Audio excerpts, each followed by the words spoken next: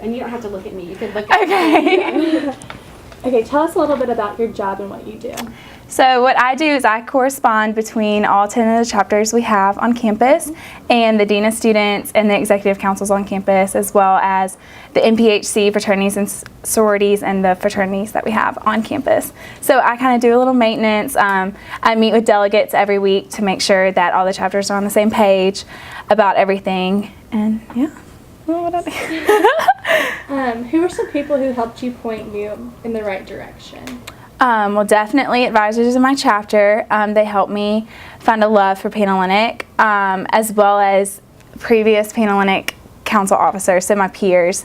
They really encouraged me. They did it the year before, and they helped talk to me about what it was and what I could do, and it was really encouraging, so that's why I wanted to do it. What is your passion? My passion is community. So I love a community, and I love to bring the community feeling to sororities on campus here. So we've really been working a lot with fraternities and NPHC organizations to bring that community to Ole Miss, because I think that's an important part that's sometimes missing here. So that's really what I'll work for this year. What would you consider your life's work to be? My life's work. Or what? It's pretty deep. What's your ambition for your life's work? So I know you're not. Yeah, it's not going to be Greek life, and I'm not established yet. I can't say that it's going to be. I mean. Just like do you want to continue your work with people? Yeah. Okay, I got it. So I definitely want to work with people. I love being around people, and I love speaking to people. So large groups of people I love to work with and bring communities together. So that's really what I like to do.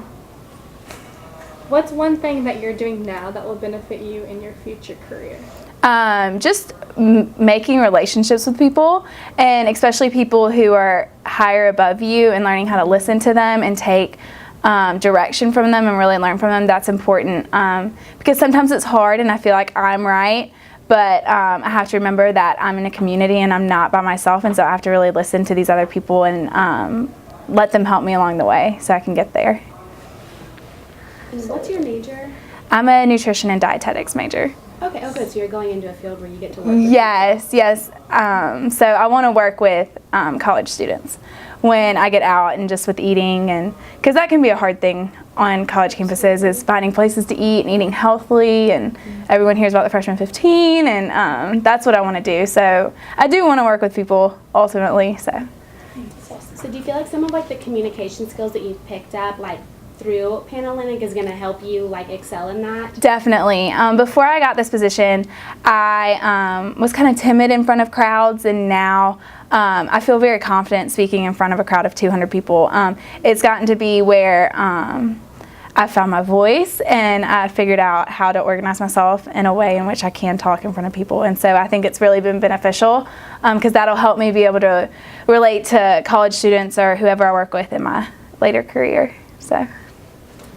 What final words of wisdom do you have for people trying to figure out what they want to do with their lives? I definitely advise everyone to talk to teachers, parents, peers, people who have been there, and also people who are trying to go in the same direction as you, because talking to people around you and figuring out people's mistakes or how they excelled is the only way you can get places, because you have to learn from everyone who is around you. So. Awesome. Ellen, you're so well spoken. That was great. So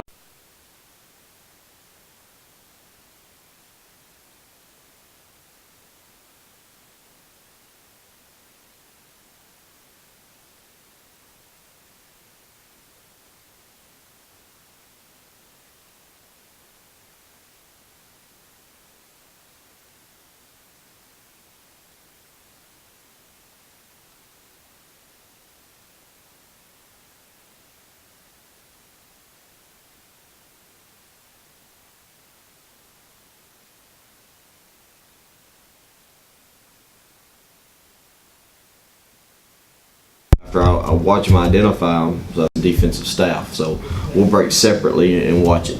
So I pull guys I like, but I also pull guys I don't like.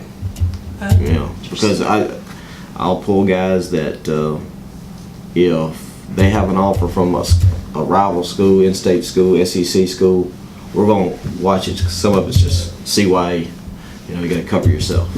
So, and so that's what it is.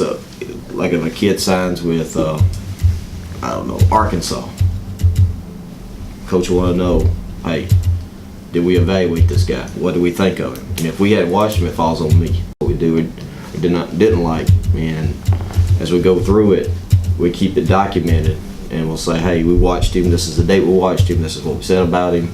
So we just cover ourselves about the kid. So Interesting. this coach goes down through the whole list of every team in the SEC and who they signed with, and did we watch him? That explains a lot. Yeah. When did you know that you wanted to do this? Good question. I would say this is what I'm doing right now. Or what got you? I really even considered this until Coach Freeze called me, and he had actually offered me a job here a year before I actually took it. And I was at another school coaching, and it was like 2 weeks before we started fall camp, and I just told him it wasn't the right thing to do for the coaches, the players, and he understood and said, hey, there'll be something else. So whenever the coach left here that did this, it was springtime of that year. So almost a full, but not really even considered this until Coach Freeze called me, and he had actually offered me a job here a year before I actually took it. And I was at another school coaching, and it was like 2 weeks before we started fall camp, and I just told him it wasn't the right thing to do for the coaches, the players, and he understood and said, hey, there'll be something else. So whenever the coach left here that did this, it was springtime of that year. So almost a full, about 9 involved and everything, and I said, well, just give me time to talk to my wife about it. Yeah. And so it took a little time, and about a week after that, we decided was what we're doing. So that's it. Very cool. What kind of pressure do you feel from the people around you regarding your career path?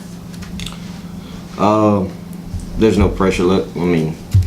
I say there's no pressure. There's pressure, but it's only on the pressure you put on yourself, really. If at the end of the day, if you come here and you do what you put my head on the pillow at night and go to sleep, saying, hey, I did everything I could that day to make the best day we could of it. It's kind of a motivating factor too, I feel like. Yeah, and the for me, there's only so many certain jobs at this level, and for you to keep it, you better be on it. Coach is pretty good about letting us go when you're done at the end of the day. Where some places I've been when I was a GA, we was here at 7 and we left at 11 o'clock at night, and that was all the time. Where he is, put my head on the pillow at night and go to sleep, saying, hey, I did everything I could that day to make the best day we could of it. It's kind of a motivating factor too, I feel like. Yeah, and the for me, there's only so many certain jobs at this level, and for you to keep it, you better be on it. Coach is pretty good about letting us go when you're done at the end of the day. Where some places I've been when I was a GA, we was here at 7 and we left at 11 o'clock at night, and that was all the time. Where he is, get you the different NCAA rules as far as what we can and we can't do.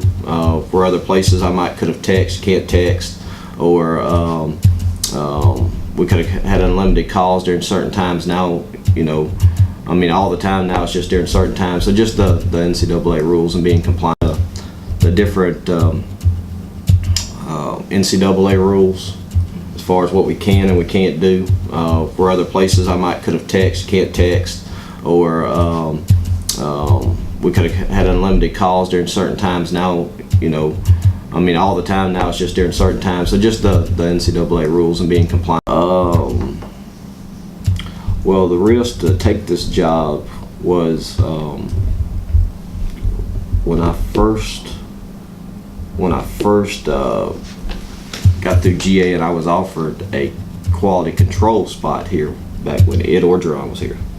But it was off the, you know, and I don't think it's a huge risk, is I've been on the field my whole life and I'm going off. I don't want to always be stuck off. At some time, you'd like to get back on a position like this for a long period of time.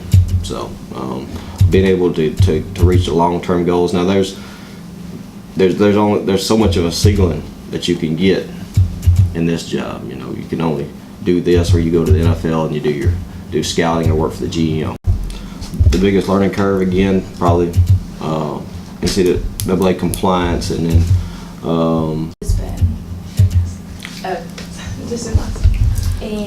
or just in general, any final words of wisdom that you have for people that are trying to figure out what they want to do with their lives? I always tell our guys, I've always told my players that you can get paid doing what you love to do. And it doesn't matter if you start out getting paid in the $20,000, because everybody wants to look at money.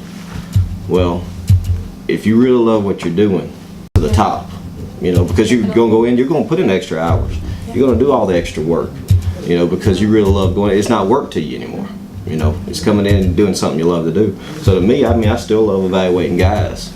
And so to getting what you would in other fields, making a lot of money. And you knew Coach Hugh Freeze before. You stay connected with him. He was here. Yeah, for sure. Well, thank you so much. Wait, can I ask one more question? Do you want to stay at the college level? I mean, I know you mentioned like the NFL a little bit. Like, is that an ultimate goal, or would you say that you are where you want to be right now? I think I like college better. I've had